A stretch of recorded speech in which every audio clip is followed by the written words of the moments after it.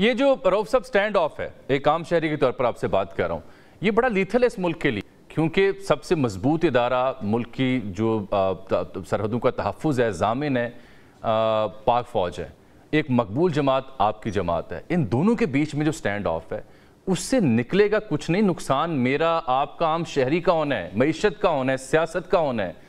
तो stand of से एक एक कदम पीछे दोनों क्यों नहीं हट जाते? अगर आप उनसे मांग कर रहे हैं तो आप भी तो 9 मई के मामले के ऊपर कुछ गुंजाइश पैदा कीजिए, क्योंकि ये फैक्ट है कि शोहदा की जो यादगारें थी उनकी तौहीन हुई, जलाओ घराव किया गया और आपकी जमात ने उससे लाताल्लुकी उस तरह से नहीं की जैसे की जानी चाहिए थी। देखिए, हम इसके ऊपर सख्त अल्फाज में इसकी क्रिटिसाइज कर चुके हैं जो कुछ भी उस दिन हुआ। हम एक लीगल, एक कानूनी प्रोसेस जो है उसको परस्यू करने के लिए बसा औकात रिक्वेस्ट कर चुके हैं कि एक इंडिपेंडेंट जुडिशल कमीशन तश्कील दें जो इन मामलात को एक्सटेंसिवली, एग्जॉस्टिवली इन्वेस्टिगेट करे और जुर्म और मुजरिम का तयन करे। एक शख्स से वाहिद के कहने के ऊपर कोई मुजरिम नहीं होगा। एक शख्स से वाहिद के ऊपर कहने के लिए जज, ज्यूरी एंड एक्सिक्यूशनर का रोल एक शख्स से वाहिद में नहीं इकट्ठा हो सकता। तो एक जो कानूनी तरीका है, एक जो आईनी तरीका है, उसको क्यों नहीं परस्यू किया जाता? 1 साल तो ज़ाया कर दिया ऑलरेडी।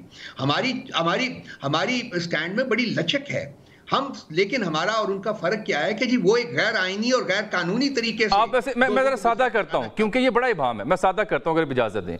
क्या आपकी जमात ऑफिशियली 9 मई की मजम्मत करती है? क्या आपकी जमात 9 मई में मुलव्विस सियासी कारकुनान या दीगर अफराद से लाताल्लुकी करती है? देखिए, हम मजम्मत बारहा कर चुके हैं। खान साहब जब ये मामला हुआ तो खान साहब उस वक्त कैद में थे। उसके बाद सुप्रीम कोर्ट में जब आए तो वो सुप्रीम कोर्ट में खड़े होकर उन्होंने मजम्मत की थी। मैं बसा औकात कर चुका हूं, मेरी पार्टी के हर लीडर ने मजम्मत की है। जो लोग उसमें शरीक थे उसका तयन होना अभी बाकी है। इसीलिए हम इंडिपेंडेंट जुडिशल कमीशन का तकाजा करते हैं कि वो बनाइए ताकि इन लोगों का तयन हो सके जिन्होंने एक रोल प्ले किया है उस दिन के मामलात में। और उसके बाद आगे मामले चलेंगे, फिर उनको अगर सजा होनी है तो सजा होगी। तो हम तो एक कानूनी और आईनी रास्ता जो है वो अडॉप्ट कर रहे हैं और उसका तकाजा कर रहे हैं कि दूसरे भी अडॉप्ट करें ताकि ये मामला जो है इसको रैप अप किया जाए। लेकिन यहाँ लोग खड़े होकर कहते हैं जी कि आप माफी मांगे। किस बात की माफी मांगे भाई? कानून अभी कोई इंक्वायरी हुई नहीं है, अभी मुजरिम का तयन नहीं हुई, जुर्म का तयन नहीं हुआ, माफिया पहले मांग रहे हैं। मैंने आज कहा है 10 और चीजों के ऊपर कि आप भी माफी मांगे, बल्कि वहां तो इंक्वायरीज भी हो चुकी हुई हैं। मुझे वहां तो कमीशन की रिपोर्ट। देखिए रऊफ साहब, ये पॉलिटिकल रोल से पहले हम आपको एक इंटेलेक्चुअल दानिश्वर के तौर पर सुनते और जानते आए हैं। आपको आवाम का दर्द भी है, अभी आप एक सियासी जिम्मेदारी निभा रहे हैं। मैं उस दानिश्वर से पूछना चाह रहा हूँ जिसको हम जानते रहे कि फौज का एक स्टांस आ चुका है, इंतशार पसंद कहा उन्होंने और माफ़ी मांगने का मुतालबा किया और कहा इनसे बातचीत नहीं हो सकती। खुर्रम दस्तगीर साहब से मेरी बात हो रही थी, वो कहते ये फासिस्ट हैं और ये गैर जमहूरी लोग हैं। ऐसे रवैये अगर हुकूमत और फौज की जानिब से ये दलील आ रही है और पीटीआई भी जवाब में यानी तुर्की ब तुर्की ऐसे ही जवाब दे रही है, तो उसमें हम बहसीत मुल्क, बहसीत कौम जा किस समत रहे हैं और वहाँ से हमें वापस कौन लेके आएगा अगर यही स्टांस सभी स्टेक होल्डर्स का रहना है? Real concern is this.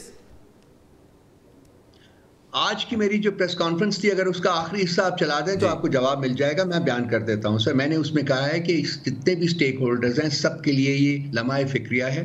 उनको चाहिए कि they should pause and they should take a step back and they should think about their roles, जो कि अभी तक उन्होंने वो रोल्स जो हैं उनसे अदा हुए हैं। पीटीआई भी स्टेप बैक करेगी ऐसी सूरत में? देखिए, ये अगर स्टेक होल्डर्स सब एक एग्रीमेंट करते हैं, और यहाँ स्टेक होल्डर्स में मेरी वो 3 जमातें जो वो शामिल नहीं है क्योंकि उनके पास कोई किसी किस्म की कोई रेलेवेंस, कोई लेजिटिमेसी, कोई क्रेडिबिलिटी नहीं है। अगर एस्टैब्लिशमेंट जो है वो स्टेप बैक करती है तो हम भी स्टेप बैक करेंगे। हम चाहते हैं कि ये रास्ता, आपने बड़ा सही नक्शा खींचा है अजमल साहब, मैं टोटली एग्री करता हूँ आपके साथ। ये गंभीर सिचुएशन है और ये सिचुएशन जो है ये एक दूसरे की तरफ उंगलियां उठाने से हल नहीं हो सकती। मैं बिल्कुल एग्री करता हूं वहां भी। इसीलिए आज मैंने अपनी प्रेसर में भी ये कहा है कि we should all take a pause and step back, ponder, और उसके बाद रास्ता निकाले। और मेरे लिए वो रास्ता जो है वो सिर्फ एक ही है। जो हम थिंक टैंक में वो बात किया करते थे तो ये मणिशंकर राय साहब थे, वो इंडिया और पाकिस्तान के कॉन्टेक्स्ट में बात करते थे। और उन्होंने कहा था, एक दफा उन्होंने कहा था कि जब मिसाइल होते हैं 2 पार्टीज के दरमियान, जैसा कि इंडिया और पाकिस्तान के दरमियान हैं, तो वहां उनको डायलॉग करना चाहिए। और अगर इंटेंसिटी ऑफ डिफरेंसेस इतनी हो जितनी कि इंडिया और पाकिस्तान के दरमियान है, तो that dialogue should be, as he put it, uninterrupted and uninterruptable. मैं उसको पीच कर रहा हूं, एस्टैब्लिशमेंट और पीटीआई। एस्टैब्लिशमेंट क्योंकि वो पावर बेस है, पीटीआई क्योंकि पाकिस्तान की सबसे बड़ी ज्यादा पॉपुलर पॉलिटिकल जमात है, सबसे ज्यादा मैंडेट इसके पास है। मैं फिर भी ये बात आपकी ठीक है, लेकिन फिर भी समझने से कासिर हूं मैं। अल्टीमेटली दोनों इंस्टीट्यूशंस को आपस में मिल के बैठ के बात करनी होगी। ट्रू। मैं आखिरी इसी सिलसिले का आखिरी नुक्ता उठाना चाह रहा हूं आपके सामने। इंडिया से बातचीत हो सकती है, गर्दों से बातचीत हो सकती है, अफगानिस्तान से, टीटीपी से हो सकती है, तो जो 3 सियासी जमातें, चाहे उनका मैंडेट जैसा भी हो, है तो सही, उनसे बातचीत ना करने की मंतक रैशनली, डेमोक्रेटिकली मुझे समझ नहीं आ पा रही। आइन के मुताबिक वो मैंडेट चोर हैं, कानून के मुताबिक वो मैंडेट चोर हैं। अपनी स्पीचेस जो हैं उसका उनको देख लीजिए कि जी हमें फाशिस्ट कहते हैं वो लोग। इमरान खान के जलसों में कभी गमला तक नहीं टूटा था। जिस दिन ये सारा कुछ हुआ है, मेन आइन का हंगामा हुआ है, खान जो है वो जेल में थे। देखिए ये बहुत सारी जो कॉन्ट्रडिक्शंस हैं जो कि एस्टैब्लिशमेंट के और बाकी तमाम पॉलिटिकल पार्टीज जो कि उनके टोडीज हैं उनके बयानियों में है। इनको चाहिए कि ये अपने इन बयानों के बारे में थोड़ा सा उनके जो तजादात हैं उनको दूर करें। मैं कन्विंस्ड हूं अजमल साहब, ये मैं बार बार कहता हूं कि अल्टीमेटली ये 2 लोग मिलकर ही इस मुल्क को मसाइल से छुटकारा दिला सकते हैं और इनको बैठना होगा, मिलना होगा पाकिस्तान की खातिर। कौन से 2 लोग? पाकिस्तान के मुस्तकबिल, एस्टैब्लिशमेंट एंड पीटीआई, पाकिस्तान की खातिर, पाकिस्तान के मुस्तकबिल की खातिर, पाकिस्तान के अवाम की खातिर। लेकिन वो तो आपसे बातचीत करना ही नहीं चाह रहे। वो कोई जो मर्जी कहे भाई, आप भी जानते हैं पॉलिटिकल प्रोसेसेस ऐसे होते हैं जिसमें कि हाँ ना में बदलती है, ना जो है वो हाँ में बदलती है। आपको वैसे उम्मीद है कि ये ना हाँ में जल्द बदल जाएगी? मुझे यकीन है कि हाँ ये ना जो है ये हाँ में बदलेगी। मुझे यकीन है भाई, मुझे यकीन है। मैं इस मुल्क से मोहब्बत करता हूँ। मेरी तमाम जो कोशिशें हैं वो इस मुल्क के लिए। रऊफ साहब, ना हाँ में बदलने के लिए ऑब्वियसली बैकडोर डिप्लोमेसी और मल्टी लेयर डिप्लोमेसी चलती है। अभी तक कोई ऐसी डिप्लोमेसी हो रही है बैकडोर में? देखिए हम इन्वॉल्व नहीं है उसमें, लेकिन बहुत सारे हमदर्द लोग हैं पाकिस्तान के, हमारे नहीं या एस्टैब्लिशमेंट के नहीं, हमदर्द लोग हैं पाकिस्तान के जो कि अपने तई उन्होंने इनिशिएटिव्स लिए हैं और वो कोशिश कर रहे हैं। मुझे यकीन है कि इन तमाम लोगों की, अगर वो जेन्युइन है, कुछ लोग उनमें से मैं जाती तौर के ऊपर भी जानता हूँ, ये जो भी है ये अल्टीमेटली कुछ ना कुछ ब्रोकर करने में कामयाब होंगे। आप क्या जनरल लोधी, मुशाहिद हुसैन सैयद और मोहम्मद अली दुरानी का जिक्र कर रहे हैं?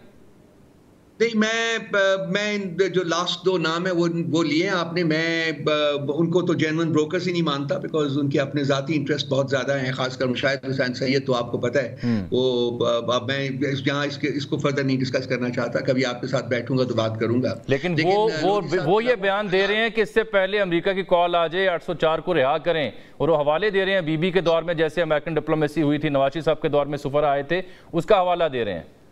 अभी आप भी अमेरिकी सफीर से मिले। हम किसी डिप्लोमेसी में इंटरेस्टेड नहीं है। हम किसी फॉरेन पावर में को नहीं चाहते कि वो पाकिस्तान के मामलात में इंटरवीन करें। लेट मी टेल यू, आज आपने ये मसला छेड़ा है तो आपसे दिल की बात करूं, अगर वन मेजर रीजन कि पाकिस्तान के मसाइल जो है वो परमानेंटली हल नहीं हुए, उसकी वजह पता है क्या है मेरे नज़दीक? वो है फॉरेन पावर्स की इंटरवेंशन। जैसे कि बीबी के बारे में आपने कहा है, इसी तरह से नवाज शरीफ को भी रिस्टोर करवाया गया था, रिहेबिलिटेट करवाया गया था, उसमें एक और पावर ने एक रोल प्ले किया था, मैं नाम नहीं लूंगा। इस मुल्क के मसाइल, इस मुल्क के स्टेक होल्डर्स को बैठ के हल करने चाहिए बगैर किसी फॉरेन इंटरवेंशन। ये बड़ी उम्दा बात की आपने, बहुत उम्दा बात की आपने। I totally agree with you, but मैं क्या करूं कि आपकी पार्टी की जानिब से IMF को खत लिखे जाते हैं, अमेरिकन सेनेटर्स को खत लिखे जाते हैं, सफीरों से मुलाकातों में दुहाई दी जाती है। तो एक तरफ आप ये बड़ी ऐन आईनी और कानूनी बात कर रहे हैं, दूसरी जानिब जो प्रचार है वो कुछ और नजर आता है।